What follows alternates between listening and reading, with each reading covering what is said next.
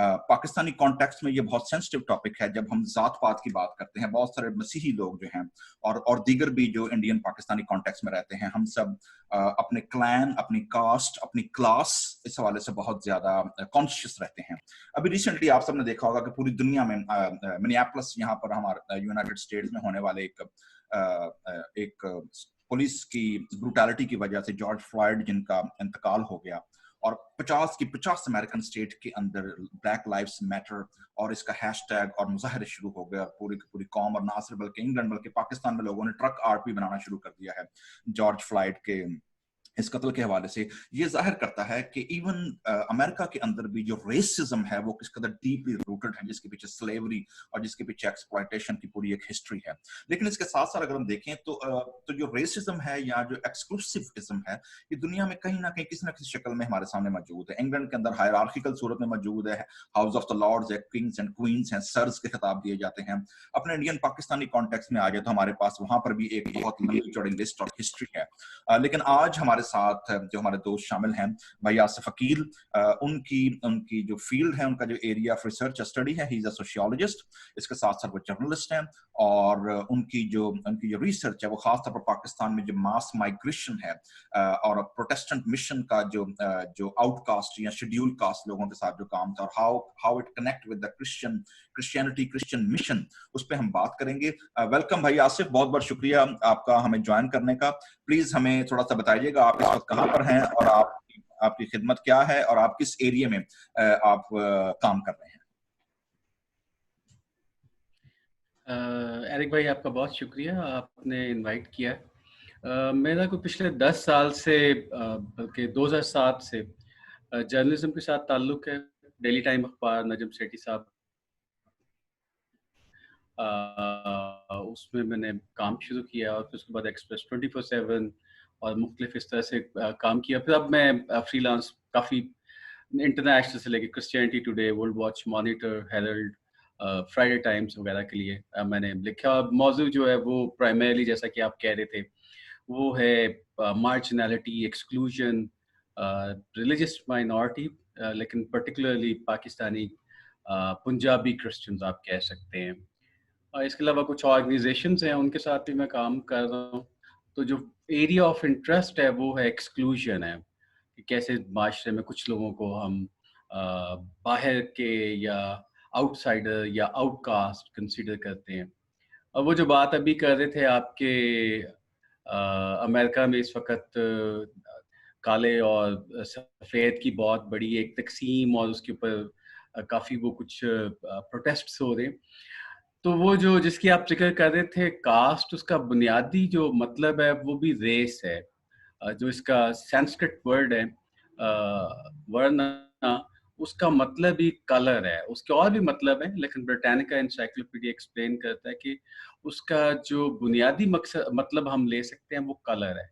और इसीलिए आपने देखा होगा कि पाकिस्तानी क्रिश्चियंस जो हैं, उनके साथ आप काले रंग को एसोसिएट, जो क्रिश्चियन है वो रंग का काला भी होगा। So this is all about race. So my area of interest. बहुत बहुत शुक्रिया, थैंक यू वेरी मच। और ये बहुत सेंसिटिव और बहुत डीपली रूटेड हिस्टोरिकल ये सिस्टम है, और इसको एड्रेस करना really need a life long commitment and journey. लेकिन आप प्लीज हमारी रहनुमाई कीजिएगा। अगर हम अपने पाकिस्तानी कॉन्टेक्स्ट को देखते हैं, जो कि ज़ाहिर है कि इंडिक कॉन्टेक्स्ट है, हमारा जो गंधारा जो हमारी तहजीब रही है और जिससे हम बिलोंग करते हैं, इंडस रिवर से, इंडो जिससे लफ्ज हिंदू निकला है। और हमारी रहनुमाई कीजिएगा कि पाकिस्तान के तनाजुर में अगर देखा जाए तो 3 बड़ी वेव हमें हिस्टोरियंस बताते हैं जो पाकिस्तान में क्रिश्चियनिटी की आई हैं। सबसे पहली वेव ज़ाहिर सेंट थॉमस के दौर में, हमारे पास टेक्स लक्रॉस है और लोग उससे रिलेट करते हैं। We doesn't know what's happened to that, Christianity totally vanished. उसके बाद दूसरी वेव 6वीं सदी में नेस्टोरियन चर्च के अंदर जो पर्शियन चर्च था वो इन्फ्लुएंस करता था इंडिया को, वो आई, और उसका भी हमें नहीं पता चला वो कहाँ गई, हमारे पास कोई हिस्टोरिकल कनेक्शन नहीं है उसका। तीसरी जो वेव आई वो आई जेसुइट्स क्रिश्चियन की तरफ से, Portuguese and under the PayPal bull, जब वो मुगल एरा दौर में जहांगीर के दरबार में पहुंचते हैं और वहां पर उन्होंने स्टैब्लिश की, लाहौर तक पहुंचे, वो फोर्ट तक पहुंचे। लेकिन एक बड़ा नाम है रॉबर्ट डी नॉबेली का, जिन्होंने अपने आप को हाई कास्ट हिंदूज के साथ अटैच करने की कोशिश की। इवन उन्होंने अपने आप को रोमन ब्राह्मण कहा, ब्राह्मण क्रिश्चियंस का नाम दिया और अपने आप को, लेकिन वो फेल हो गया, अटरली फेल। उसके बाद हम लोग पहुंचे हैं 18 मिड 19th सेंचुरी, जिसे ग्रेट मिशन सेंचुरी कहा जाता है, जो कि टोटली इन्फ्लुएंस थी वेस्टर्न प्रोटेस्टेंट चर्च के अंदर, और प्रेस्बिटेरियंस आए, एंग्लिकन्स आए, बहुत सारे आप बेहतर जानते हैं। लेकिन हमें ये बताइएगा कि जाहिर है कि अपने मिशन को समझने के लिए या क्रिश्चियनिटी को समझने के लिए कॉन्टेक्स्ट को समझना बड़ा जरूरी है। और हमारा जो पाकिस्तानी इंडियन कॉन्टेक्स्ट है वो डीपली रूटेड है इस कास्ट सिस्टम के अंदर। क्या ये कास्ट सिस्टम जो है, इसकी जड़ें हिंदू सहाइफ में मिलती हैं कि या ये कोई सोशल स्टिग्मा बना बाद में जाकर डेवलप हुआ? इसकी एवोल्यूशन कैसे हुई इसकी? अच्छा, ये बहुत काफी कॉम्प्लेक्स इशू है, और मेरा ख्याल है इसके ऊपर एक तो बात ये है कि हम बहुत बेहतर तरह से ना, मतलब मैं तो खैर किसी जगह पे स्टैंड भी नहीं करता, लेकिन जो स्कॉलर्स भी हैं वो भी कोई इसके लिए बहुत क्लियर नहीं है कि जो इंडस वैली सिविलाइजेशन थी, जो रफली कोई आप कह सकते हैं कुछ 4000 साल पहले, 3500 साल पहले यहाँ पे एग्जैक्टली तकरीबन उसी जगह पे एग्जिस्ट करती है जहाँ पे आज पाकिस्तान है। तो क्या वहाँ पे कास्ट सिस्टम एग्जिस्ट करता था? जो वहाँ की राइटिंग मिली है वो आपको पता है, वो हम अभी तक डिसाइफर नहीं कर सके, और अभी तक ये भी नहीं पता कि वो राइटिंग भी है या सिर्फ वो पिक्टोरियल कुछ चीजें हैं। अच्छा, लेकिन वहाँ पे कुछ चीजों से तासुर ये मिलता है कि कास्ट सिस्टम वहाँ पे मौजूद थी, क्योंकि वहाँ पे जो आपको जैसे कि वो डाइस है खेलने वाला, या आपको बीड्स मिले हैं, या आपको ईंटें मिली हैं, वो सब का साइज प्रिसाइसली पाकिस्तान के एक सिरे से लेके जो आप बल्कि इंडिया तक जो इंडस वैली सिविलाइजेशन का नक्शा फैला हुआ है, वहाँ पे प्रिसाइसली एक एक तरह का है। अब आप देख रहे हैं कि आपके नॉलेज में कि कास्ट सिस्टम का मतलब दो बुनियादी चीजें हैं। एक ये कि आप पैदा किसके यहाँ हुए हैं, और दूसरी चीज ये है कि उसका पेशा क्या है। अगर आप कुम्हार के बेटे हैं तो आप कुम्हार हैं, अगर आप पंडित के बेटे हैं तो आप पंडित हैं, और अगर आप एक सफाई करने वाले जमादार के घर पैदा हुए हैं तो फिर आप एक जमादार हैं। अब आप उसके बाद डीसी लग जाएं, आप क्लर्क लग जाएं, आप इंस्पेक्टर लग जाएं, तो वो कहने वाला फिर भी आपको कहता है कि मैं मुझे पता है, तो पीछे से कुम्हार है, तेली है, मोची है, जुला है। सो ये बेसिकली उसकी जो ट्रेडिशन है वो हमारे इल्म में है। अब वो दूसरी जो जो आपका क्वेश्चन था कि क्या उसका ताल्लुक रिलीजन, हिंदू ब्राह्मण रिलीजन से है, मेरा ख्याल है कि पहली जो चीज है ये कि इंडस वैली सिविलाइजेशन में कास्ट एग्जिस्ट करती थी, और इसके लिए लंबी स्टोरी है, उसमें नहीं जाते। उसके बाद दूसरी बात यह है कि जो एरियंस यहाँ पे आए हैं, जो आर्या यहाँ पे आए, वो बुनियादी तौर पे तीन तबकात पर मुश्तमिल थे। एक था ब्राह्मण, या बल्कि पंडित आप कहें या प्रीस्ट कहें, और सेकंड नंबर पे जो वॉरियर था, और तीसरे नंबर पे था कॉमन मैन। अब आप अगर आज का ईरान देखें तो आप वहां पे आज भी यही नक्शा देखते हैं। सबसे ऊपर जो आयतुल्ला ख़ामेनी है, प्रीस्ट है, उससे नीचे गवर्नमेंट करने वाले हैं, और उससे नीचे कॉमनर है। अच्छा, जो यहाँ पे उस वक्त आर्या है, उनकी ये तीन की तकसीम थी, और चौथी जो उन्होंने लोकल थे उनको हम अपने अंदर डाल लिया, जिनको उन्होंने शूदर कहा। अच्छा, जो शूदर में भी नहीं दाखिल हो सके उनको उन्होंने अपने पूरे सिस्टम से बाहर रखा और उनको अछूत का दर्जा दिया। अब इसका जिक्र जो है बहुत सारे जो हमारे हिंदू भाई बहन हैं वो ये कहते हैं कि इसका ताल्लुक मजहब से नहीं है। ताहम जो जो क्योंकि मेरा हिंदू टेक्स्ट के ऊपर जो स्क्रिप्चर्स हैं उसके ऊपर बहुत अच्छा लिखा है कि जो ऋग्वेद है, जो सबसे ज्यादा हिंदुओं की पहली और मुकद्दस तरीन किताब है, उसके बीच में कास्ट सिस्टम का जिक्र है। जैसे कि पुरुष है, उसके सर से ब्राह्मण निकले, चेस्ट से उसके वॉरियर्स निकले, थाई से उसके वैश्य निकले, और पाँव से शूद्र निकले। तो ये एक कॉस्मो जो वो क्रिएट करते हैं, उसका मतलब है कि एक इंसान पूरा या एक सोसाइटी जो है इसमें ये चार तबकात हैं। और चूंकि जो कुछ बॉडी से निकलता है, जैसे कि फुजला है, थूक है, इस तरह का, इस सब को डील करने के लिए जो अछूत हैं, जो इन शूद्र से भी नीचे हैं, जो गांव से बाहर रहते हैं, और जिसका आपने जिक्र भी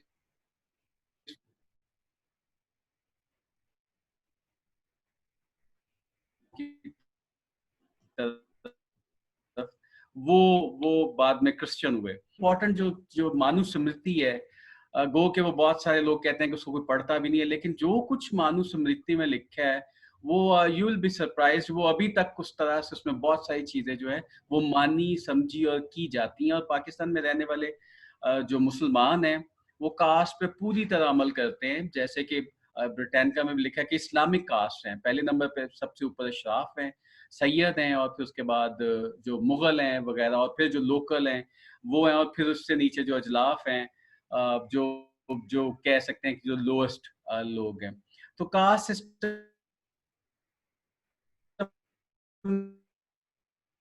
जो है वो तमाम मज़ाहिब में, कि आपने नामों से देखा होगा, हमारे बहुत सारे लोग जो हैं वो गिल हैं, गिल आपस में शादी भी नहीं करते। अच्छा, ये हिंदुओं का बिल्कुल ये तरीका है, लेकिन मुसलमानों का नहीं है, वो अपनी कास्ट में करते हैं, तो उनकी कास्ट बिरादरी में कन्वर्ट है। ये बहुत एक इंटरेस्टिंग है, मतलब आप इससे अंदाजा कर सकते हैं कि caste is so much prevalent कि हमारे आज भी जो है वो उसकी बहुत स्ट्रॉन्ग रूट्स पाई जाती हैं। बहुत बहुत शुक्रिया, that's really interesting historical background. जैसे भाई आसिफ ने जिक्र किया है कि इसकी जड़ें गो लोग या जो मॉडर्नाइज या पढ़े लिखे हिंदू हैं वो इनकार करते हैं कि इसकी जड़ें मजहब में नहीं हैं, लेकिन जाहिर है कि मजहब ने एक हायरार्किकल सिस्टम जरूर दिया है जो इसको सिक्योर करता है, इसको प्रोटेक्ट करता है, जिसमें कि प्रीस्ट ऑन हाई लेवल पर है। हिंदू अगर मुताला किया जाए किताबों का या हिस्ट्री का, तो जो जनरल कॉन्सेप्ट है उसके मुताबिक जो ब्रह्मा था, Brahma means God, the chief God, उसका सर था, और सर ब्राह्मण है, शोल्डर जो है वो वॉरियर्स हैं, और जो टांगे हैं वो बिजनेस कम्युनिटी है जो, या पेट है जो उसको लेकर चलता है, और पैर जो है वो शूदर हैं, जैसे भाई ने जिक्र किया, और बाकी जो है आउटकास्ट हैं सारे, जो बाकी चीजों को डील करते हैं। तो ये चार तो सिस्टम में आ गए, बाकी निकल गए। जब हम पाकिस्तानी कॉन्टेक्स्ट की बात करते हैं तो जाहिर है कि जब ब्रिटिश कॉलोनियल इंडिया, जब ब्रिटिश आए हैं तो उन्होंने इस सिस्टम को देखा जो कि ब्रिटिश कॉलोनियल रूल को सूट करता था, उन्होंने इसको एंडोर्स भी किया और इसी सिस्टम को कायम रखा, जिसकी जिसकी शक्ल हम आज भी मुख्तलिफ सूरतों में देख सकते हैं। लेकिन जब हम प्रोटेस्टेंट मिशन पर आते हैं 1855 के बाद, या mid of the 19th century जो है, उसके अंदर तो हम देखते हैं कि जब प्रोटेस्टेंट मिशन जब आए हैं रेफॉर्मेशन के बाद, जब एंटर हुए हैं इंडिया के अंदर, चंद एक बड़े नाम हैं जो भाई आसिफ इस पर ज्यादा रोशनी अच्छी डाल सकेंगे। सो जो जातें उन्होंने देखी जिनका हमने जिक्र किया है, शूद्र तक तो हम देखते हैं कि वो कास्ट सिस्टम के अंदर है, बॉडी फिगर के अंदर है, जो एक इमेजिनेटिव बॉडी है ब्रह्मा की। लेकिन जो बाहर लोग थे, जैसे उन्होंने जिक्र किया, उनकी जो शनाख्त थी वो उनके क्या कहना चाहिए कि उनके कामकाज के ऊपर थी, उनके प्रोफेशन के ऊपर थे, लेबर जो थे उसके ऊपर। और अगर हम पाकिस्तानी कॉन्टेक्स्ट को देखें तो मेरे पास जो लिस्ट है इसके मुताबिक अगर मैं पढ़ूं तो यहाँ पर चूड़ास थे जो कि स्वीपर्स और स्कैवेंजर्स थे। उसके बाद जो कि ये सेंसस स्टेटिस्टिक्स है जो ब्रिटिश इंडिया के दौर में हुआ, मेरे पास उसकी लिस्ट है। There were other caste of Meghs, Megh जो थे वीवर थे, बुनने वाले, मोची जैसे मैंने जिक्र किया है, शू मेकर्स, चमार्स जो थे टेनर्स और वर्कर्स इन लेदर इंडस्ट्री में जो काम करते थे, डोम्स थे जो हैंडलर्स थे, जो कि मुर्दा जानवरों को या बाकी लोग चीजों को जो करते, तेली, ऑयलमैन, उसके बाद सांसीस, जिप्सिस जिनको हम कहते हैं। और ये वो चीजें मौजूद थी। अगर कुछ मिस होगा तो भाई आसिफ जो है वो इसको फिल आउट कर देंगे। तो this is the list actually जो मौजूद थी उस कॉन्टेक्स्ट के अंदर जब क्रिश्चियनिटी ऐसे लोगों तक पहुंची। जैसे हमने पहले जिक्र किया है, जो हाई कास्ट थे ब्राह्मण्स, और जो अप्रोच थी पब्लिकली और मैस अप्रोच थी हाई कास्ट लोगों तक, वो तो फेल हो गई। लेकिन एक लिस्ट के मुताबिक, जो मेरे पास एक लिस्ट है, 1834 में लुधियाना के मकाम पर जालंधर जो है, लाहौर और रावलपिंडी में जब प्रोटेस्टेंट प्रेस्बिटेरियन मिशन ने जब अपने सेंटर कायम किए हैं, 1853 पहली जनरल सेनेट में उन्होंने इस बात को अप्रूव किया और नॉर्थ इंडिया जो था मिशन सेंटर कायम किया। अगस्त 8, 1855 the American Associate Reformed Presbyterian, now PCUSA, commenced their work in Sialkot। ये सियालकोट में शुरू हुआ जी। स्टीवर्ट 1899 में अपनी किताब लिखते हैं, वो बयान करते हैं। अक्टूबर 1857 जब जंग आजादी अरूज पर थी, first fruit of mission work, दिलचस्प बात है ये देखिएगा, बहुत सारी हिस्ट्री ये बदल देगा। Chura by the name of Johri and a high caste Hindu named Ram Bhajan converted. That was the 1855. August 13, 1866, 3 high caste Hindu boys, Dinanath, Santram and Puran Chand, also baptized at Lahore का बड़ा मशहूर church है, Naulakha church है जी। और source इसकी है Webster 2007 में। अच्छा, ये रिसोर्सेज कहां से आई हैं ये मैं बताना चाहूंगा। ये सारी की सारी जो हैं, ये जो उस दौर के मिशनरी कॉन्फ्रेंसेस होती थी, उनके पर्सनल लेटर्स, मिशनरीज के पर्सनल जर्नल्स, उनके न्यूज लेटर्स और उनकी रिपोर्ट्स जो वो मिशन सेंटर को भेजते थे, ये वहां से सारा कलेक्ट हुआ है। और ये रिसेंटली पीसी प्रेस्बिटेरियन चर्च के जो फ्यू मिसियोलॉजी स्कॉलर्स हैं, मैं चूंकि इस वक्त फुलर सेमिनरी में मौजूद हूं जो वर्ल्ड मिशन का सेंटर है, और मुझे ये प्रिविलेज हासिल हुई कि मैं ऐसी चीजों को फर्स्ट हैंड देख सकूं, रिसर्च कर सकूं। 1859 अ न्यू मिशनरी वर्क शुरू हुआ जी मेघ के अंदर, और पहला जो मेघ कन्वर्ट था वीवर कास्ट से, his name was Kanhaiya the Meghs. Movement ceased, दिलचस्प बात है, ये मूवमेंट 1879 में सीज हो गई। स्टॉक हमारे जो फ्रेडरिक स्टॉक बड़े अच्छे मिशनरी रहे हैं, ये उन्होंने बयान किया है, 1968 में लिखा। 1873 में जो बड़ा मशहूर नाम है दित्तू, यहां से मैं भाई आसिफ की तरफ आऊंगा क्योंकि आप शहाबदी के गए और आपने सारा एक वीडियो भी बनाई है इसके ऊपर। So 1873 is the first name, Ditt is the man which publicly known. ये 1873 में आया जी, इससे पहले ऑलरेडी कुछ लोग थे जो कि कन्वर्ट हो चुके थे। बाकी डिटेल यहां से मैं देता हूं जी भाई आसिफ आपको, कि हमारी रहनुमाई कीजिएगा कि यहां से हम एंटर होते हैं जी पाकिस्तान की, या आज जो पाकिस्तान का खिता है और उस वक्त का जो ब्रिटिश इंडिया था, सियालकोट, लाहौर, शेखुपुरा और ये सारा एरिया है। हमारी रहनुमाई कीजिएगा। अच्छा, यहाँ से देखिए क्रिश्चियनिटी है। आपने मतलब वो 73 तक आए, तो मैं थोड़ा सा वापस पीछे भी जाता हूँ और फिर आपके वहीं यूएस जो मिशन है प्रेस्बिटेरियन का, वहां से शुरू करते हैं। एंड्रू गॉर्डन जो है वो बहुत इंपॉर्टेंट नाम है, जिनके नाम पे रावलपिंडी का जो गॉर्डन कॉलेज है वो उन्हीं के नाम पे है। एंड्रू गॉर्डन जो है वो 1855 में 6 महीने के बहरी सफर के बाद यहाँ पर पहुंचे, और उन्होंने अपना जो आखिरी पड़ाव आके डाला वो सियालकोट है। तो जब वो सियालकोट में आते हैं तो उससे पहले 18, चूंकि आपने का जिक्र किया था 1834 का, तो वो पहले मिशनरी आए, उन्होंने बैप्टिस्ट मिशनरी थे, मैं उनका नाम मेरे ज़हन से अभी मिस हो गया। वो उन्होंने आके राजा रंजीत सिंह से भी गुफ्तगू की, वो भी रिकॉर्डेड है। काफ़ी उनकी डिस्कशंस जो हैं वो इस तरह से हुई। अब और उसके बाद जो फॉरमन, डॉक्टर फॉरमन है, उनका, और फिर जॉन न्यूटन है जो उनके ससुर भी थे, उनका जो लुधियाना में काम था, वो प्राइमरीली उनकी कोशिश थी, एक तो उन्होंने बाइबल सोसाइटी बनाई और उसमें रोल प्ले किया। उसमें तो खैर बहुत काफ़ी सारी लंबी एक लिस्ट है, उसमें जो हमारे बहुत सारे ब्रिटिश गवर्नमेंट में थे उनके भी बहुत सारे, जैसे वो डेविस रोड जिसके नाम पे है, तो वो डेविस हैं, फिर वो मक्लाउड जो है, जिनके मक्लो रोड जिन्हें कहते हैं, उनका, और इस तरह से बहुत सारे लोगों का कंट्रीब्यूशन है। लेकिन ये सारा कंट्रीब्यूशन जो था ये उनका ख्याल था, और एफसी कॉलेज भी उसकी कड़ी था कि हम इस, और जो सियालकोट का जो कॉलेज है मरे कॉलेज, ये बेसिकली 2 जो कॉलेज बने थे, इनका ख्याल ये था कि हम अपर कास्ट के हिंदू और मुसलमान और उनको कन्वर्ट करेंगे, ट्रिकल डाउन इफेक्ट होगा।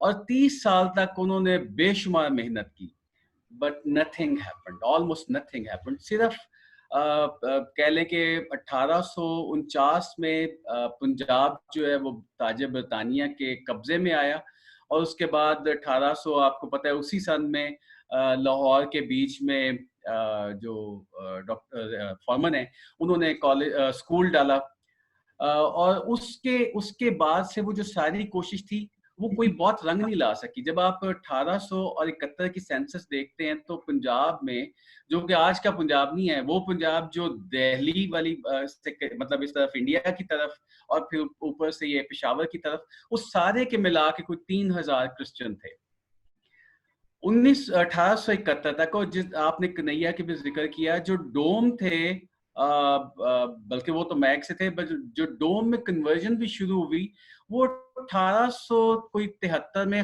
अचानक खत्म हो गई। और उसकी वजह जो है वो ये है कि जब उन्होंने देखा कि चर्च के बीच में चूड़ा जात के लोग आके बैठेंगे तो डोम खुद छूत हैं, कोई उनसे लेके खाना भी नहीं चाहेगा।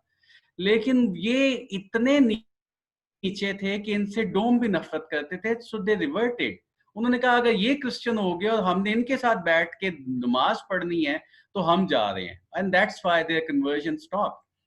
अच्छा, जो 1873 है जिसमें हम दित की बात कर रहे हैं, नारोवाल के गांव शहाबदी के से उनकी वो आए, उनकी कन्वर्जन हुई, और वो जो कन्वर्जन है वो Samuel reverend doctor Samuel Martin के हाथ वो कन्वर्जन जो हुई वो बहुत पिविटल थी। और ये एक और भी बात है, मैं अगेन आपके वो यूएस जो प्रेस्बिटेरियन मिशन है उसकी तरफ वापस जाऊंगा। अब ख्याल ये है कि मतलब मेरा भी ये ख्याल है कि शायद दित को कोई और कन्वर्ट ना करता, क्योंकि दित इतनी अछूत या छोटी बैकग्राउंड से है कि no would like to have in the church. और अगर वो आपको पता हो कि बनू में जो स्कूल है पेनल है वो भी एक मिशनरी है उनके नाम पे, तो उन्होंने साफ कहा कि you are bringing garbage in the church. पर इन्होंने क्यों कन्वर्ट कर दिया, वो एग्जैक्टली वो है जिससे आज अमेरिका इस वक्त नंबर 10 में है। ये जो लोग थे, एंड्रू गॉर्डन थे और रेवरेंड सैमुअल मार्टिन थे, ये फिलाडेल्फिया से आए थे। और फिलाडेल्फिया में आज भी जो कालों की जो तादाद है, पॉपुलेशन है 48% के करीब है। और you will be definitely be knowing कि जो फिलाडेल्फिया है वहां पे पाकिस्तानी पंजाबी क्रिश्चियन की सबसे बड़ी तादाद वहां पे है, क्योंकि ये लोग वहां से आए थे और इनको ये कालों के साथ रहते थे। इनको कालों के साथ रह के उनकी मुश्किलात का अंदाजा था। और अगर कई एक किताबें भी लिखी गई हैं, the psychology of the oppressed, the outcast, इस तरह की, वो उनमें मिशनें जिक्र करते हैं कि जो साउदर्न जिसे अब नीग्रो हम अब नहीं कहते हैं, या उस वक्त तक वो वर्ड चलता था, तो उन्होंने कहा कि उनके हालात और ये जो अछूत स्केड्यूल कास्ट से जो चूड़ा कास्ट से लोग आए, इनके बिल्कुल एक जैसे हैं, और इनके हैबिट्स और इनके इतवार, क्योंकि बहुत बड़ी गुलामी है जिसमें से ये निकल के आए हैं। सो द पॉइंट इज कि जो 1873 का ईयर है जिसमें दित की कन्वर्जन हुई, और दित एक चामड़ी कास्ट आप कह सकते हो, उससे ताल्लुक इसलिए था कि वो जानवरों की चमड़ी बेचते थे, और उनका कद छोटा सा था, रंग सांवला था, एक टांग उनकी खराब थी, और उनको जब लेके आया गया तो ही वाज कन्वर्टेड, और after 6 months he started working with other people of his caste। और जो शहाबदी के जो गांव हैं वहां से उन्होंने काम, फिर साथ मेराली गांव है वहां पे, और फिर आहिस्ता आहिस्ता कई दफा एक दिन में 10,000 लोग उसी कास्ट के, और ये जो सारे लोग कन्वर्ट हो रहे थे ये ज्यादातर सिखों की जमीनों पे काम करते थे। अब ये बहुत इंपॉर्टेंट है समझना कि ये सब लोग सिखों की जमीनों पे चूंकि काम करते थे, इसलिए जो जब 1947 में पाकिस्तान बनता है तो सिर्फ 3 माह में एसपी सिंघा साहब ने अपनी तकरीर में जिक्र किया है, जिसको मैंने अपनी डॉक्यूमेंट्री में भी उसको हाईलाइट किया है। उन्होंने कहा कि कोई 60,000 मसीहियों के खानदान बेघर हो गए हैं गांव में, क्योंकि उन गांव में सिख चले गए हैं और उनकी वो जमीनें जो हैं इंडिया से आने वाले जो महाजर हैं उनमें तकसीम कर दी गई है, और वो अब इनको मार पीट रहे हैं, निकाल रहे हैं, या उनसे जबरदस्ती कूड़ा उठवा रहे हैं, मुर्दा जानवर उठवा रहे हैं और उनको बेगार पे रख रहे हैं, क्योंकि कास्ट सिस्टम में तो इनकी कोई रोजी रोटी नहीं है, इनका बस काम है काम करें और गांव से बाहर चले जाएं, क्योंकि ये गांव से बाहर रहने वाले लोग हैं। तो इसलिए हम देखते हैं कि फिर वो सी गिबन ने 1952 में गालबन उनकी या 51 में स्पीच है, उसमें उन्होंने कहा कि ये जो गांव में रहने वाले आथड़ी और सेपी मसीही हैं, इनकी तादाद 2 लाख से बढ़ के 3 लाख हो चुकी है। उस वक्त तक पंजाब में जो पॉपुलेशन डिवाइडेड में था, कुछ रफली 5 लाख के करीब जो है वो क्रिश्चियन मैक्सिमम रहते थे, और उसमें से आप देखेंगे 3 लाख लोग जो हैं वो बेघर और दे वर विदाउट जॉब्स, और उनके पास कुछ नहीं था, और इसलिए उन्हें गांव से जब धक्का मिला है तो फिर आप देखते हैं कि वो इस्लामाबाद की कच्ची आबादी है, वो ईसा नगरी कराची हो, वो आपकी जोसेफ कॉलोनी लाहौर की हो, वो आपकी पेशावर की जो 3-4-5 कॉलोनीज हैं, आप पूरे पाकिस्तान में गालबन शायद कोयटा में इस तरह से नहीं है, वरना बाकी आप जहाँ पे भी देखेंगे तो क्रिश्चियन की एक बहुत बड़ी तादाद जो है वो सफाई का काम कर रही है, क्योंकि इनके साथ वो कास्ट का स्टिग्मा जुड़ा हुआ था, और फिर दूसरा ये बेरोजगार थे, लैंडलेस थे, कोई जमीन पीछे भी नहीं थी, और यहाँ पे शहरों में आके खरीद नहीं थे सकते, नालों के ऊपर चूंकि वो उस जगह पे उस वक्त प्रेशर नहीं था, वहां पे आके बैठ गए, बहुत सारे आपको पता है आबादियों का वो एक प्रेशर है जिसकी वजह से हम यहाँ पे आते हैं। अच्छा, आपने वो बात की कि ये ज़्यादा ये एग्ज़ैक्टली प्रेस्बिटेरियन चर्च ने इसमें बहुत बड़ा रोल अदा किया, क्योंकि अगर वो ना करते तो शायद सूरत-ए-हाल मुख्तलिफ होती। कैथलिक्स बाद में आए हैं। कैथलिक्स का जो काम है, कराची जो जो उस वक़्त बॉम्बे प्रेसिडेंसी में आता था, उस तरफ था काम। या उनका सियालकोट में एक 1850s के करीब convent of Jesus and Mary जो है वो वहाँ पे खुला था, सिर्फ़ वहाँ पे था। लेकिन जो ज़्यादा काम शुरू हुआ उनका 1890 से ऑनवर्ड है, और उसमें काफ़ी सारे नाम इम्पोर्टेंट हैं जिन्होंने यहाँ पे बहुत काम किया है। फिर उसमें जैसे आपके इल्म में है कि फैसलाबाद का जो गाँव है फादर फीलिक्स के नाम पे, फीलिक्स का मतलब खुश है, तो वो खुशपुर है, मरीमाबाद है, फिर इसके अलावा फ्रांसिसाबाद, इस तरह से उन्होंने कोई 2-3 गाँव जो उन्होंने बनाए, और भी फिर इसके अलावा जो और भी मिशंस हैं उन्होंने भी काम किया है उसके बीच में, जैसे कि seventh day advent salvation army है, उन्होंने अमृत नगर और शांति नगर के गांव, और फिर इसके अलावा मेथोडिस्ट चर्च है, उन्होंने क्लाइव ब्रॉन्स के नाम से स्टुंजाबाद जो है वो उन्होंने बनाया। सो इस तरह से काफ़ी सारे नाम है जो हमारे इल्म में है कि हमारे पास उन मिशनरीज के, मिशनों के जो अपने अपने चक थे उन्होंने बनाए, उसमें से आया है। भाई आसिफ, आपने जिक्र किया, जैसे आपने बड़ी अच्छी डिवीजन की सारे इलाकों की, और ये मैं यूनिटी की बात बताने लगा हूं कि आप देखें कि जितने मिशनरीज आए उन्होंने जब अपनी काउंसिल की इस खित्ते के अंदर, जो कि 1910 में जब एडनबरा हुआ है, और जहां पर जब वो ग्लोबल वेस्टर्न मिशनरी जब कॉन्फ्रेंस हुई है, उन्होंने इस बात पे एक सेंसस किया कि जिन इलाकों में दूसरे चर्चेस काम कर रहे होंगे हम वहां नहीं जाएंगे। सो दैट वाज, ये बड़ी अच्छी एक अप्रोच थी जो आज गायब है। आज जहां पे लोग बैठे एक दूसरे उधर गिरजा निकलते हैं, दूसरे पासे बढ़ जाते हैं। सो ये एक जो ना उन्होंने कंसेंसस किया जी कि नए जगहों पर जाएंगे, नए काम करेंगे। आपने जिक्र किया दित्तू का, दिलचस्प स्टोरी जो मेरे साइड पर है। डोनाल्ड मैककेवरन, यहाँ पर हमारे फुलर सेमिनरी के बहुत फाउंडिंग प्रेसिडेंट रहे हैं डोनाल्ड मैककेवरन। उन्होंने एक मिशन मॉडल इंट्रोड्यूस करवाया जिसको वो कहते हैं, उसका नाम उन्होंने दिया है church growth movement. Church growth movement जो थी उसकी जो की स्टोरी थी इंडिया से, वो हमारे सियालकोट की थी, दित्तू की स्टोरी। और जो दिलचस्प स्टोरी है, यानी पूरा एक मिशन मॉडल जो डोनाल्ड मैककेवरन ने डेवलप किया, that was based on a Ditt's conversion. Stories के पीछे जो थी वो दिलचस्प ये है, जैसे आपने अभी जिक्र किया कि दित्तू की कन्वर्जन किसी मिशन प्लानिंग या किसी मिशन प्लांटेशन की वजह से नहीं हुई थी, या ये आपको पता है, क्योंकि they were more prone to reach out to the high caste rather than the outcaste, even untouchables. दिलचस्प स्टोरीज के पीछे ये है कि दित्तू वाज कन्वर्टेड फ्रॉम अ बाजारी मुनादी बाय अ लोकल इवेंजलिस्ट। और उसने जब कलाम सुना, यही वजह है कि जब वो आया जनाब मार्टन के पास मिशन कंपाउंड में, आपको पता है मिशन कंपाउंड का मतलब ये होता था कि जो बंदा कन्वर्ट होगा उसको यहां रखा जाए, उसको तालीम दी जाए, उसको डेवलप किया जाए, और उसको क्रिश्चियन वेस्टर्न वैल्यूज के ऊपर मसीही किया जाए। तो उसने इनकार कर दिया मिशन कंपाउंड में रहने से। उसने कहा जी कि मैं मिशन कंपाउंड में नहीं रहूंगा, मेरे बीवी बच्चे हैं पीछे, मैं पीछे जाऊंगा, मुझे खुदा मुझे बपतिस्मा दें। सो जैसे आपने शुरू में कहा जी कि वो बपतिस्मा देने के लिए राजी नहीं हुए, एग्री नहीं हुए, क्योंकि they don't want to bring again coat garbage in the church. So उन्होंने जनाब रिफ्यूज कर दिया, but he was so persistent कि अल्टीमेटली जनाब मार्टिन को उन्हें बैप्टाइज करना पड़ा, और उसने मिशन कंपाउंड में रहने से इनकार कर दिया, and he went back. That's how the whole mass movement started. और जो इसमें की फिगर है वो खुदा का रूह है। दिलचस्प बात इसमें ये है, मिशनरियों ने बाद में चलती वैगन में चढ़ तो गए, ठीक है ना, उन्होंने प्लान किया था ये सारी मैस मूवमेंट, ना उन्होंने प्लांट की थी, उनका कुछ और अप्रोच थी। They were totally Western understanding. और ये एक बड़ी दिलचस्प तारीख है, और पूरा एक मिशन मॉडल आप लोग रिसर्च कर सकते हैं जो मिशन के स्टूडेंट्स हैं। डोनाल्ड मैककेवरन का church growth model based on Ditt's conversion, कि you don't need to bring them in, send them out, and that is how the mass movement start. और जब आपने जिक्र किया फिली का, और ये बड़ी बड़ी दिलचस्प हिस्ट्री है, क्योंकि Philadelphia that was a central point of the American Civil War, क्योंकि जो अंडरग्राउंड रेल स्टेशन था जहां से ये लोग स्लेव्स को लेकर आते थे, वो यहां पर उनको रिसीव करते थे। आप लोग अगर देखें, मैं चंद एक मूवीज इन दिनों, चूंकि जॉर्ज फ्लॉयड का बहुत ज्यादा आम है, अगर आप जाएंगे अमेजोन के ऊपर या नेटफ्लिक्स के ऊपर, आपको पूरी अमेरिकन ब्लैक हिस्ट्री की लिस्ट मिलेगी मूवीज के ऊपर, जो आपको ये पूरे एरियाज दिखाएगी। रिसेंटली मैंने हैरियट, आपको मैं जिक्र करना चाहूंगा, try to watch Harriet. Harriet Tubman, जिसने बहुत सारे लोगों को रिहा कराया था underground rail station, I am not your negro, ये एक और मूवी है।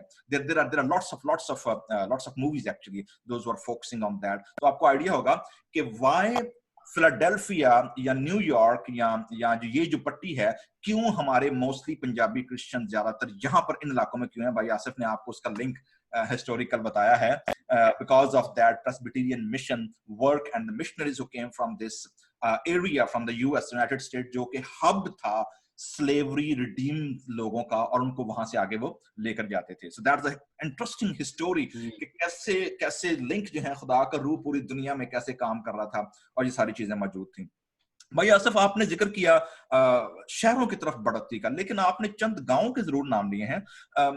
प्रेस्बिटेरियन चर्च ने भी और एंग्लिकन चर्च ने भी पंजाब में गांव बड़े बसाए, और तो वो जो क्रिश्चियन आपने जिक्र किया जो सिखों के पास काम करते थे सेपी के तौर पर, मजदूरी के तौर पर, दिहाड़ीदार के तौर पर, लेकिन वो जो गांव स्टैब्लिश हुए थे, वो जो लोगों को लैंडलॉर्ड बनाया था, ये लोग कहां से आए थे? क्या ये सारे वही आउटकास्ट कन्वर्ट हुए थे, या सारे कहां से आए थे ये लोग, जो क्रिश्चियन पंजाबी क्रिश्चियनिटी खासतौर पर जो है, इसकी मेन ओरिजिन कहां से है? ये बिल्कुल इसमें वो बहुत सारे पाकिस्तानी क्रिश्चियन जो हैं उनका ये क्वेश्चन भी होता है। वो ये कहते हैं कि भाई हमें बाहर जो अलग कर किया है वो तो मिशनरीज ने कर दिया, गांव अलग डाल दिए, ये इस तरह से इस तरह से इस तरह से, और ये कोई अच्छा इकदाम नहीं है।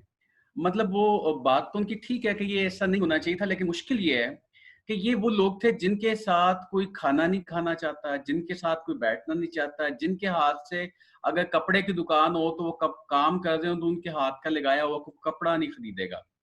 जो एक काम वो ये कर सकते थे या करते थे वो था फसलों के साथ, और वो फसलों के ऊपर जो काम करते थे वो मतलब मज़ारे इस तरह के थे जिनको अपनी जमीन खरीदने की भी इजाजत नहीं थी।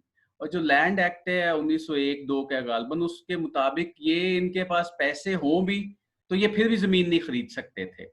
और जो जिसका हमने मानव समृद्धि का जिक्र किया, वो तो वैसे ही कहती है कि ये जो लोग हैं इनके पास सिवाय कुत्ते के अलावा कोई एक आधे गधे के अलावा इनके पास कोई अपना सामान जेवर वगैरह नहीं हो सकता। अगर हो तो कोई अपना कास्ट वाला वैसे इसको एक मजहबी फरीजा समझ के छीन ले उससे।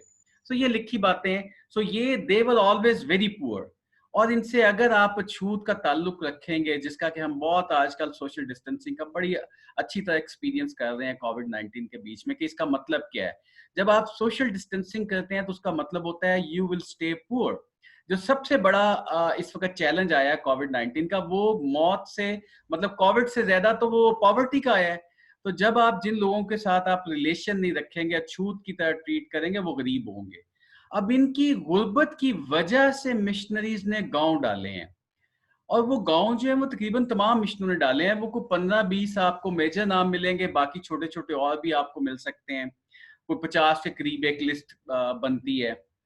लेकिन मुश्किल ये है कि ये 50 गांव 5 लाख लोगों के लिए नाकाफी थे, और जो इनके साथ वो प्रोसेस किया गया था उसके नतीजे में आप देखें कि आपका माटनपुर जो है वहां से बहुत बड़े नाम निकले हैं। आपकी जो एटॉमिक एनर्जी की पॉलिसी है और वो उनका जो नाम है वो बिल्कुल है ही सैमुअल मार्टिन बर्क है। तो वो सैमुअल मार्टिन के नाम पे उनका नाम रखा गया। 1906 में पैदा हुए थे, अभी 2011 में उनकी डेथ हुई है। पाकिस्तान की जिना की लाइफ के ऊपर पहली जो सबसे इम्पोर्टेंट लोकल की किताब है वो उन्हीं की किताब है। सिविल सर्विस में सबसे इम्पोर्टेंट जो अभी तक डॉक्यूमेंट है उनकी किताब है। तो फॉर एग्जाम्पल मैं एक गांव की बात कर रहा हूँ, बाकी गांव से भी इकोनॉमिक प्रोस्पेरिटी निकली। लेकिन अगर आप उनकी वो देखेंगे कि कौन लोग यहाँ पे आए गए, तो वो आज भी आप पूछें तो वो आपको बताएंगे कि ये सियालकोट वाले हैं, ये इस जगह के। उन्होंने डिवीजन जो की हुई है वो सिटीज के तहत है, आपस में उनका जो रहन सहन है। सो लिहाजा हम आए तो बहुत वो उस बैकग्राउंड से हैं, और उसका हमें बहुत फायदा भी हुआ। मिशन ने हमें बहुत कुछ दिया भी है। हम शायद उतना अच्छा रिस्पॉन्ड नहीं कर सके, मेरा ख्याल है इससे बहुत बेहतर रिस्पॉन्स बनता था। लेकिन बड़ा फैक्टर ये भी है कि अभी हम हिंदू से कह लें या छूत हिंदू से क्रिश्चियन हुए थे ताजे बरतानिया में, तो हम ब्रिटिश राज के बजाय we were just all of a sudden we were in Islamic Republic of Pakistan. तो वो आइडेंटिटी क्राइसिस जो है वो बहुत शदीद है हमारा। इसी वजह से वो 3 लफ्जों के बीच में ईसाई है, चूड़ है और मसीही है, ये आप जो ये इसके ऊपर बहुत सारी डिबेट देखते हैं, it primarily comes from this history, जो कि बड़ी तल्ख है, बहुत तकलीफ से भरी है। लोग आज भी बहुत ज्यादा उससे दुख उठा रहे हैं। आपने देखा होगा कि वो, मुझे नहीं लगता कि मजहब को बहुत बड़ा पाकिस्तान में चैलेंज है, वो ज्यादा बड़ा दुख है। देखें, पाकिस्तान में बहुत सारे अपर कास्ट हिंदू हैं। मैं अभी घोटकी में था, वहां पे वो जो कारोबार है, सारा बड़ा कारोबार है, वो कहते हैं वो हिंदुओं के पास है, एक शहर का पूरा कारोबार उनके पास हो। और वो जो आप देखते हैं कि मियाँ मिट्ठू और वो और इस तरह का वो सारा है, वो इसी वजह से है क्योंकि हिंदू वहां पे they upper caste Hindus, they are controlling business. Sanghar में बहुत सारा पेस्टिसाइड का और जो इस तरह की बहुत सारी कॉटन है, डेट्स है, मतलब बहुत सारा बिजनेस है जो सिंध में। तो ये रिलीजन को खाली बेस बना के आपके एक्सक्लूजन है, वो नहीं है। जो ज्यादा बड़ा हमारा एक्सक्लूजन है वो इस तरफ से आता है कि हमें कोई अछूत कहता है हमारे साथ खाना नहीं खाता, तो अहले किताब के साथ तो ये इशू नहीं है कि आप खाना ना खा सकें। This is primarily comes from the caste system, कि वो उस कास्ट की निशानी है। आज भी किसी और माइनॉरिटी को तो कोई चूड़ा नहीं कहता ना। वो हम अमूमन पाकिस्तानी क्रिश्चियन अपने आप को कैमोफ्लाज करते हैं या अपने आप को हाइड करते हैं माइनॉरिटी की आइडेंटिटी में, हम माइनॉरिटीज के लिए। लेकिन वो बहुत सारे इश्यूज है जो माइनॉरिटीज के नहीं है उस तरह से, कोई उनको माइनॉरिटी नहीं है जिसको कोई ये कह रहा हो। तो वी नीड टू अंडरस्टैंड कि ये हमारा सोशल एक्सक्लूजन कहाँ से आ रहा है, फिर हम उसके मुताबिक रिस्पॉन्ड करें। और फिर ये पाकिस्तान में देखें, हमारा एक और बहुत बड़ा मसला है, हम समझते हैं कि पाकिस्तान में हम क्यों रह गए, हम इंडिया चले जाते, ये मुमकिन ही नहीं था। ये जो यहाँ पे लोग रहते थे, ये गांव में रहते थे, इन्हें तो शहर तक का पता नहीं था। अच्छा, और अगर ये निकलते सिखों के साथ तो फिर ये कत्लो गारत का हिस्सा होता है। तीसरा जो सबसे बड़ा एलिमेंट है जिसकी वजह से पाकिस्तान का इंतखाब किया एसपी सिंघा ने, और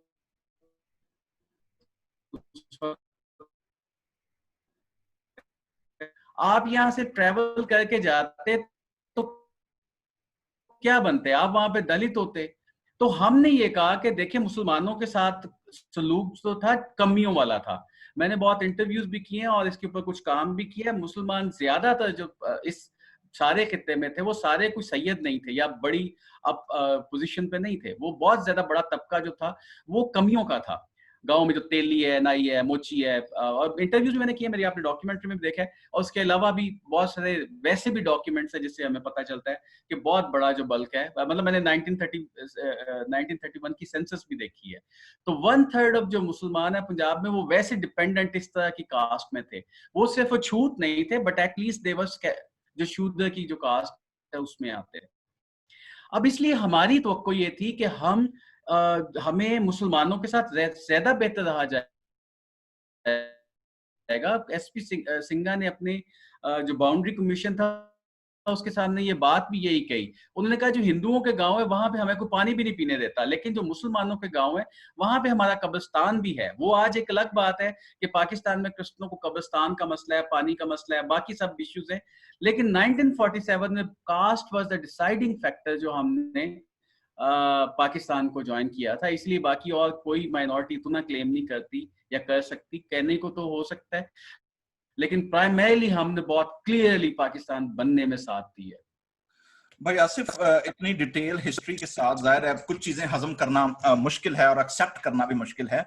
सो मुझे जो बात समझ आई है आपकी इस सारे हिस्टोरिकल रिव्यू से, वो ये है कि 90% पाकिस्तान के अंदर जो पंजाबी स्पीकिंग क्रिश्चियंस हैं वो आए, जो आउटकास्ट जो थे, जो कि अनटचेबल थे, अछूत थे, वहां से जब मैस मूवमेंट शुरू हुई वो आए, और मेजॉरिटी जब कन्वर्ट हुई उनको मिशनरियों ने गांव बनाकर दिए, और उन गांव के अंदर से भी जो बाकी लोग थे जो गांव में हासिल नहीं कर सके, उन्होंने शहरों का रुख किया। और जब वो शहरों की तरफ आए तो जार के अब हम आगे हैं पोस्ट 47 के बाद, 47 के बाद हमारे, लेकिन उससे पहले जो था अंडर ब्रिटिश रूल या मिशनरीज के अंदर जो था वो हुआ। लेकिन जैसे ही मिशनरी फ्लाइट हुई है उसके बाद हम जैसे ही पाकिस्तान में दाखिल हुए हैं तो हमारे पास चैलेंजेस टोटली फर्क हो गए। बहुत सारे लोग, जैसे मैंने जिक्र किया है कि हमारे यहाँ लोग जातों को अडॉप्ट करते हैं। आपने बड़ा अच्छा पॉइंट रेज किया है, हमारे यहाँ आइडेंटिटी क्राइसिस है। और यही आइडेंटिटी क्राइसिस जो है वो हमें अपने नामों के साथ बड़े बड़े टाइटल लगाने को मजबूर करता है ताकि हम कैमोफ्लेज हो सकें। यही वो टाइटल है जो हमें अपने नामों के साथ क्या कहना चाहिए कि जात को ऐड करने पे मजबूर करता है।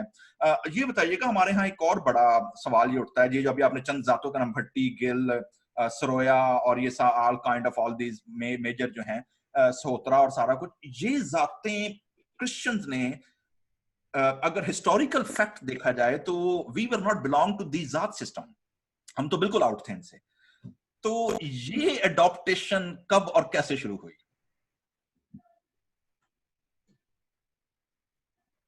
कि मुझे जो है ना बैकलैश का सामना करना पड़े। अच्छा देखिए, बात यह है कि जो 1881 81 की सेंसस है, वो पंजाब की सेंसस आपको नेट पे मिल जाएगी। डेंजल लिबर्टसन है, उन्होंने करवाई, वो उस वक्त के कमिश्नर थे। और जब उन्होंने ये सेंसस करवाई तो उसके बाद वो पंजाब के गवर्नर जनरल भी हुए, कोई 86 गालबन में। और फिर उसके चंद ही थोड़े ऐसे बाद उनकी डेथ भी हो गई। तो उनकी किताब पंजाब इस वक्त तक जो कह लें कि उस वक्त के ऊपर कोई अथॉरिटेटिव किताब है तो वो पंजाब कास्ट है। आप उसके ऊपर देख सकते हैं जो ये जो हमारी कास्ट हैं, ये बेसिकली जिन सिखों के पास हम काम करते थे उसकी वजह से, और ये लिखा भी है। मतलब वो जो वो गिल थे, सोत्रा थे, और वो इसीलिए, और फिर उससे देखिए कंफ्यूजन ये है कि हमारे बहुत सारे क्रिश्चियन अब समझते हैं कि शायद हम जट हैं और इसलिए हम उसके साथ एसोसिएट भी करते हैं। लेकिन प्रॉब्लम ये नहीं है कि आप अगर जट कह लेंगे तो क्या जट आपको एक्सेप्ट कर लेंगे? अगर तो ये बात होती, मतलब मेरा इतनी इसके ऊपर रिसर्च करने के बाद मुझे समझ ये आई कि अगर आप ये कह के अच्छी अपनी इज्जत भी बना लें कि हम तो जट हैं वगैरह, आप अपने आप को कह भी लें, लेकिन उससे आपको दूसरा जो जो आपको लक़ब दे रहा है, जो चल रहा है, वो नहीं जा रहा। आप अपने आप को बड़ा समझते जाएं, वो आपको कहाँ पे समझ रहा है। सो ये आइडेंटिटी क्राइसिस जो है, इससे निकलने के लिए दुरुस्त हिस्ट्री को समझना, फिर उससे यही सवाल पैदा होता है कि हम पाकिस्तान में रह क्यों गए, क्योंकि आपको फिर ठीक हिस्ट्री का पता नहीं है। बहुत सारे वो कुछ लोग आजकल आपको पग पहने भी क्रिश्चियन मिलेंगे, वो सिखों वाली, क्योंकि उनको लगता है कि हम पहले सिख थे। वही जो एग्जैक्टली इनका मसला है, आपके जो अफ्रीकन अमेरिकन है, वो समझते हैं कि अगर आप मुसलमान हो जाए, क्योंकि हमारे जो पेरेंट्स यहाँ पे आए थे वो मुसलमान थे, शायद उनको आइडिया नहीं है कि वो उससे पहले के मुसलमान होते, वो उससे कुछ 4 सदियां पहले क्रिश्चियन हुआ करते थे। तो ये बहुत कंफ्यूजिंग सी वो है, इससे बहुत बड़ा है। पाकिस्तान में अहमदी कम्युनिटी है, उसका आइडेंटिटी का क्राइसिस बहुत बड़ा है, और उसके साथ साथ पाकिस्तान के जो क्रिश्चियन है उनका आइडेंटिटी का क्राइसिस बहुत बड़ा है। वो इसमें से जल्दी नहीं निकल पाएंगे अनटिल और अनलेस हम पहले हिस्ट्री को ना समझ लें और फिर हम अपने फ्यूचर का गोल ना मुतय्यन कर लें। ये इस तरह की चीजें डेफिनेटली बहुत डिफिकल्ट है डिस्कस करना, और पेनफुल है मेरे लिए भी, बाकी लोगों के लिए, सुनने वालों के लिए भी और दूसरों के लिए। लेकिन उसके बगैर आप मौजूदा सूरत हाल को डिस्कस कैसे करेंगे? अब आप अमेरिका में किसी को बताएं कि वो जो जीसस है बाइबल का, और वो जीसस जो ईसा जो है इस्लाम का, वो मुख्तलिफ हैं, तो वो वहां पे आपकी समझ नहीं आ सकेगी। They wouldn't be able to understand it. और पाकिस्तान में हमने इसके ऊपर पूरी एक थियोलॉजी बिल्ड कर ली है। उसकी वजह यही है कि हम आइडेंटिटी क्राइसिस और रिलीजियस जो जो की वजह से जो हमारी आइडेंटिटी है उसके बीच में फंस के रह गए हैं। और मेरी काफ़ी इस पे कोशिश भी रही है कि हम इसमें से निकल सकें। बहरहाल अभी तो मुझे नहीं लगता कि बहुत जल्दी होने वाला नहीं है। हमारी बहुत ज़्यादा लोगों को बहुत हिस्ट्री भी, और दूसरा उसके साथ हमारे जो लोग जो सियासतदान हैं, जो हमारे स्कॉलर्स हैं, वो कि हमने फ्यूचर क्या डिसाइड करना है कम्युनिटी का। कम्युनिटी का इस वक्त तो फ्यूचर ये है कि आप पाकिस्तान में ना रहें। आप पाकिस्तान से अपनी आइडेंटिटी जोड़ते डरते हैं, और उसमें भी कैथलिक और प्रोटेस्टेंट की भी डिवाइड है, उनके व्यूज डिफरेंट हैं। ये एफसी कॉलेज में एक रिसर्च की, उसमें ये बात आई जो कि अभी हमारी डिस्कशन का हिस्सा नहीं है, but this is very important कि हम पाकिस्तान के साथ रिलेट कैसे करेंगे। हम पाकिस्तान में रह क्यों गए, और अब हमने रहना क्या, क्या सब निकल के अमेरिका चले जाएंगे, यूरोप चले जाएंगे? पर अभी 50 लाख आबादी है, वो सब ये नहीं कर सकते। आप कहें कि ये लफ्ज़ को ना बोलें तो पाकिस्तान, अब इस वक्त लाहौर की जो सॉलिड वेस्ट मैनेजमेंट कंपनी है उसमें 9,000 लोग जो काम करते हैं, वो 9,000 के 9,000 क्रिश्चियन हैं। मैं आप इंटरनेट पे बड़ी-बड़ी बातें कर सकते हैं, बड़े पढ़े लिखे और बड़ी पढ़ी लिखी बैकग्राउंड, पीछे किताबें नज़र आ रही हैं, आपके उधर भी क्रॉस है, इधर भी क्रॉस घर में लगी है, हम लग रहा है कि कोई पता नहीं बहुत पढ़े लिखे लोग हैं, पर सारे क्रिश्चियन ऐसे नहीं हैं। यकीनन बहुत सारे हैं, लेकिन एक बहुत बड़ा नंबर है जो कि हम गाँव के गाँव, आपको मैं आखिरी बात बताता हूँ, मैं अभी घोटकी में था, मैंने उनसे पूछा कि यहाँ पे जो सफाई कर, वैसे वाल्मीकि और जिनको वो हमारी जात वो एक ही लोग हैं। हाँ, आपको मेरी आवाज़ ठीक आ रही हाँ जी, आ रही, बीच में थोड़ा सा होता है लेकिन अच्छा, करीब आ रहा वो घोटकी में मैंने उनसे पूछा जो सफाई करते हैं उनको क्या कह, वो कौन है? वो कहते हैं जी उनको क्रिश्चियन कहते हैं। मतलब घोटकी कहाँ, लाहौर कहाँ, कराची कहाँ, पेशावर कहाँ, कोयटा कहाँ, आप ना नक्शा उसका जोड़ के देखें क्रिश्चियन कम्युनिटी का, यू विल बी सरप्राइज के। और मैंने 2008 से इसके ऊपर काम शुरू किया था। 2004 में मुझे जापान में था मेरे टोक्यो क्रिश्चियन यूनिवर्सिटी में, तो वहां मेरे प्रोफेसर ने he just spoke few words for a minute on the caste system and that hit me कि भाई ये क्या है। मुझे याद आया कि जब मैं स्कूल के पढ़ने के मैट्रिक के बाद मैंने एक फैक्ट्री में काम शुरू किया, कि इससे पहले कॉलेज जाता, तो वो ठेले वाला तीसरे दिन कहता कि तुम ईसाई हो, तुम्हें खाना नहीं। अब वो ठेले वाला ना, उसका कोई ठेला पर बंदा खाना खाते भी कहे कि क्या गंद खा रहे हैं, पर वो मुझे कहता कि तुम्हें खाना नहीं देना। So I was able to relate कि भी व्हाई क्रिश्चियन, और फिर ये सारी आइडेंटिटी का क्राइसिस और काला रंग इसके साथ जुड़ा है, सफाई का पेशा इसके साथ जुड़ा है। और ऊपर से बड़ा काम यह है कि हम फिर ये देखते हैं कि यहाँ पे स्कूल कॉलेज चूंकि गोरों के थे, हम सोचते हैं कि वो हमने किया है। हालांकि हमारा भी बहुत बड़ा नंबर जो वो अनपढ़ है, पढ़ा लिखा नहीं है, बेचारा रोजी रोटी के उसमें सारी मुश्किलात में है। तो ये बहुत बड़ी ट्रैजिक कंडीशन है जहाँ पे हम फंसे हैं। जो पढ़े लिखे क्रिश्चियन है, जो नेट वगैरह देख सकते हैं, सुन सकते हैं, वो कहते हैं इस पे बात ही ना करें। जो बिल्कुल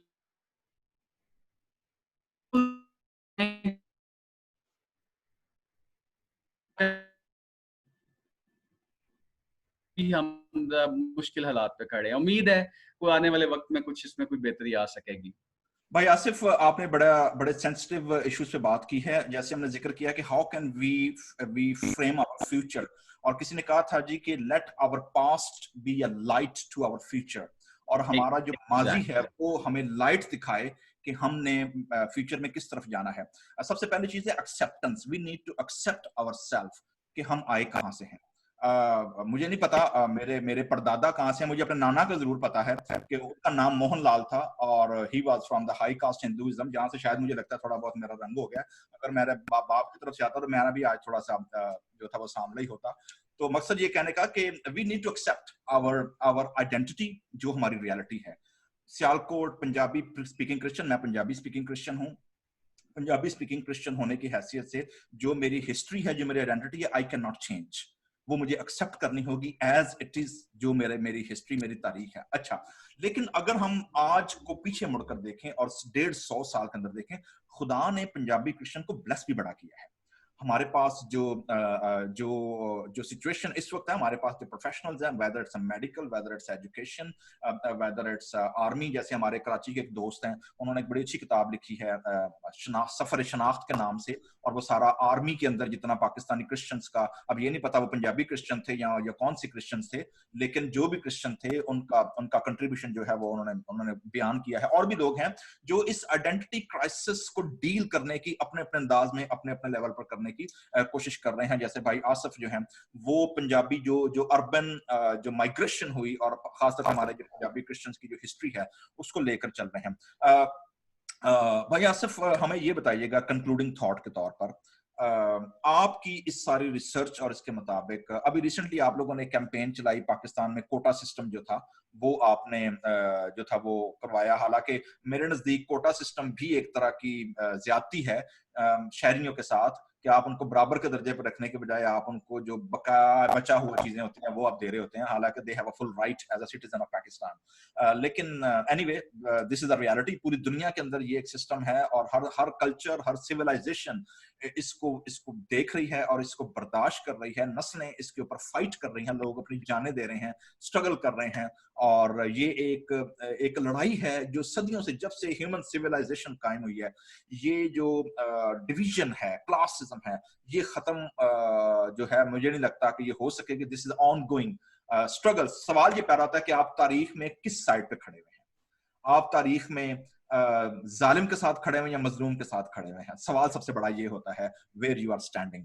भाई आसिफ, आप हमारे पाकिस्तानी पंजाबी क्रिश्चियन को, नौजवानों को जो इस हिस्ट्री से वाकिफ नहीं है या जो स्ट्रगल कर रहे हैं, आपके ख्याल में इसका सोल्यूशन या इसका आप उन्हें क्या होप, आप क्या उन्हें रोड मैप आप क्या देना चाहेंगे?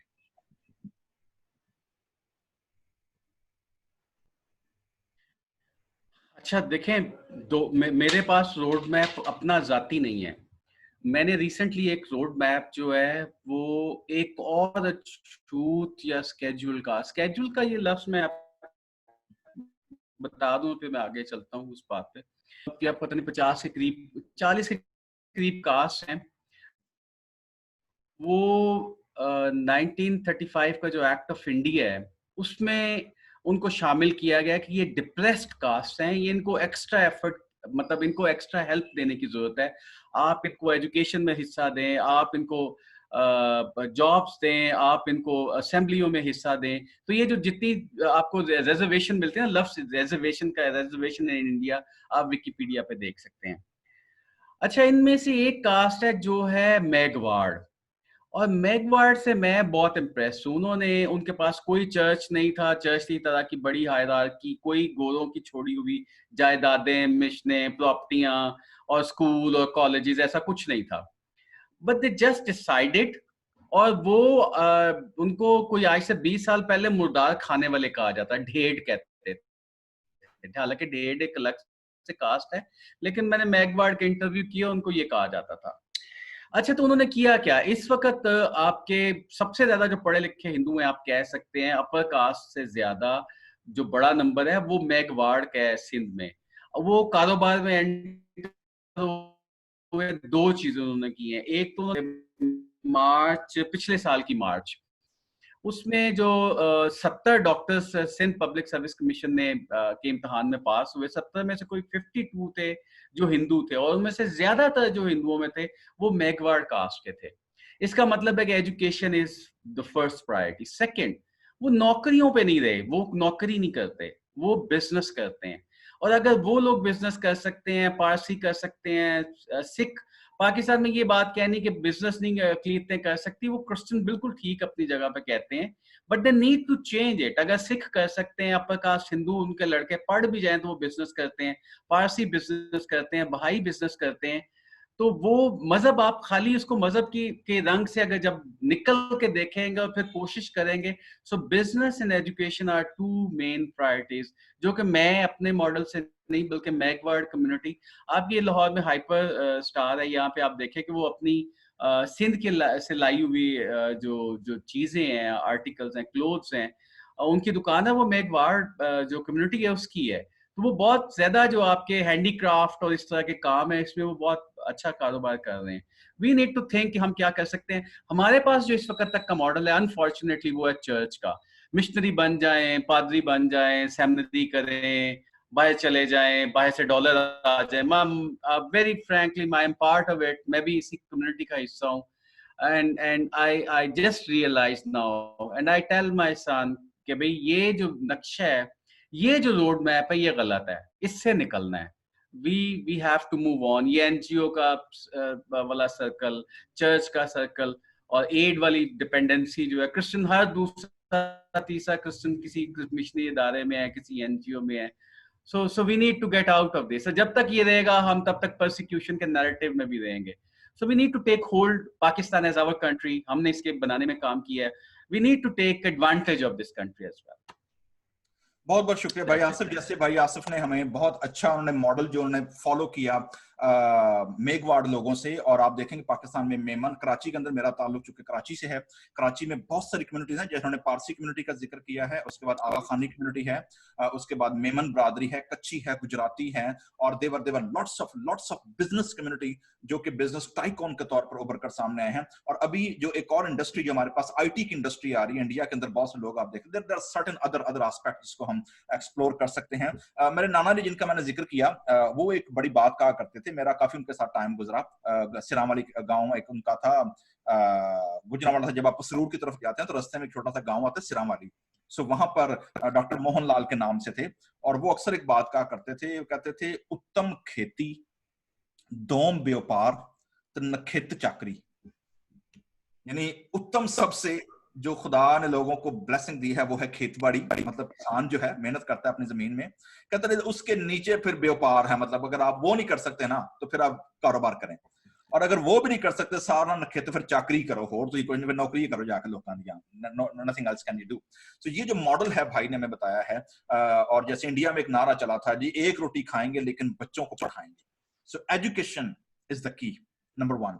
मैं और आज अगर भाई आसिफ कर रहे तो हमारे हमारे पेरेंट्स ने, मेरे अपने वालिदैन, मेरी अपनी दादी जो थी वो शेखुपुरा के इलाके से, जो आज बस्ती बलोचा है, वहां से वो मूव हुए, कराची में आए, पहले वो लालू खेत में रहे, लालू खेत से फिर वो ईसा नगरी, आपने जिक्र किया, ईसा नगरी मेरा होम टाउन है, और मैं वहां पला बड़ा हूँ, और वहां पर वो उन्होंने डेवलप किया, मेरे वालिद, मेरे पेरेंट्स, मेरे उन्होंने मेहनत की और पढ़ाया लिखाया, और आज education is the key, no doubt about that. भाई ने हमें, आसिफ साहब ने हमें एक और बात बताई है जी, वो ये कि हम अपने आइडेंटिटी शेम से निकलकर, आइडेंटिटी क्राइसिस से निकलकर, हम अपने आप को कोलैबोरेट कैसे कर सकते हैं पाकिस्तान के साथ। उन्होंने बिजनेस का मॉडल दिया है, आइडेंटिटी क्राइसिस से निकलने का सबसे एक और अहम तरीका जो है, जहां पर हमें चर्च ने, मिशन ने बहुत कुछ दिया है, जाहिर है कोलैटरल डैमेज भी आता है जब इस किस्म की चीजें होती हैं। एक बड़ा डैमेज जो मुझे एज अ मिशन स्टूडेंट होते हुए नजर आता है वो ये है कि हम हर चीज पर, जैसे उन्होंने जिक्र किया है, डिपेंडेंट हो गए बाहर की चीजों पर, और हम अपनी कॉन्टेक्चुअल लोकल थियोलॉजी भी हम आज तक नहीं बना पाए, जिसका रिजल्ट ये निकला है कि हम आज तक जो मॉडल्स हमारे मिशन के हैं, चाहे वो मनाजरे का मॉडल हो, चाहे वो स्कूल्स का मॉडल हो, एजुकेशन का मॉडल हो, डिस्पेंसरियों का मॉडल हो, वो सारे का सारा जो है वो वेस्टर्न मॉडल हम अडॉप्ट करते हैं और उसी पे कॉपी पेस्ट करते हैं। हमारे जो पादरी साहबान निकलते हैं वो थिंकर बनने के बजाय वो मैनेजर्स बनते हैं, और वो बाकी जो रेमिनेंट्स हैं जो वेस्टर्न मिशन के, हम उसे संभालते रहते हैं और उन्हीं को मैनेज करते रहते हैं। लिहाजा हमें अपनी कॉन्टेक्चुअल थियोलॉजी बनाने की जरूरत है। जहां तक रही आइडेंटिटी की बात, तो बाइबल मुकद्दस हमें क्लियर कट बताती है कि हम कोई उम्मत ना थे, हमें कोई पूछता ना था, और हमारी कोई हैसियत नहीं थी। हमें खुदा ने अपने बेटे और बेटियां बनाया है, हमें ले पालक लिया है, हमें गोद लिया गया है। हमारे पास खुदावन यीशु मसीह पर ईमान रखने के वसीले से we are higher to God's creation, और खुदा का जो काम है, अगर मैं ये चीज आइडेंटिटी बना जाता हूं कि मैं खुदा के इमेज पर, खुदा की जात पर बना हूं, और मेरी जो आइडेंटिटी है वो मेरे किसी कल्चरल, मेरे किसी हिस्टोरिकल, मेरे किसी सोशल स्टेटस, मेरे किसी एकेडमिक टाइटल, मेरे किसी प्रोफेशनल टाइटल की बजाय वो मेरी जो जात है वो यीशु मसीह के वसीले से खुदा के साथ जुड़ी हुई है, and that is my primary identity. तो मेरे अजीजों, आप बहुत सारी बोझ से आप आजाद हो जाएंगे। सो भाई आसिफ, एनी फाइनल थॉट, और फिर हम रुखसत होंगे, आप जो फाइनल थॉट देना चाहेंगे? मैं बस, मेरा ख्याल यही है कि कम्युनिटी शुड मूव ऑन, और जो आइडेंटिटी क्राइसिस है, जो अपने आप को ये समझता है कि मैं इसका हिस्सा नहीं हूँ, चाहे वो हकीकतन ना भी हो, यानी कि उसको वाज़े बहुत क्लियर भी हो, तो हमें इस डिवीजन में नहीं पड़ने की ज़रूरत कि मैं इस कास्ट से हूँ कि नहीं हूँ। वो अगर मैं नहीं भी हूँ, लेट्स से कि अगर जैसे आप हैं या कोई और है, तो वो in the end of the day जो हमारी आइडेंटिटी है, चूंकि इससे है, तो we all are one brothers and sisters. We need to think कि हम सब इसी एक कश्ती के सवार हैं, और हमने एक यूनिटी के साथ, अगर एक दूसरे का के बर्दाश्त के साथ हम कुछ बेहतर फ्यूचर सोच सकेंगे, और अपनी कारोबार में, बिजनेस की तरफ जो जो अपना कारोबार है वो ये वेस्टर्न डिपेंडेंसी में से निकाल के लोकल इकोनॉमीज जो है, इकोनॉमी है, उसमें से बना सकेंगे, तो that's the success. I think that's all what is required. या बहुत बहुत शुक्रिया। आपने सुना कि जी हम अपने identity history we can not change but we can change our future, और बहुत सारे खुदा ने हमें बरकतें दी हैं और वी कैन डू दैट। और इसको कम्युनल लेवल पर, कलेक्टिव लेवल पर होकर सोचना पड़ेगा, आइडेंटिटी क्राइसिस से निकलना पड़ेगा, और जिस सर्कल ऑफ पॉवर्टी ने हमें घेरा हुआ है उस सर्कल को ब्रेक करके हमें जो है डिपेंडेंसी से निकलकर हमें सेल्फ डिपेंडेंसी पे आना होगा। और उसके लिए जो दो बातें उन्होंने बताई हैं, education is the key, and number 2 try to adopt local businesses और उसके अंदर एंटर हों। और इस मामले में मैं भाई आसफ का शुक्रगुजार हूं, उन्होंने इस बात को पॉइंट आउट किया है।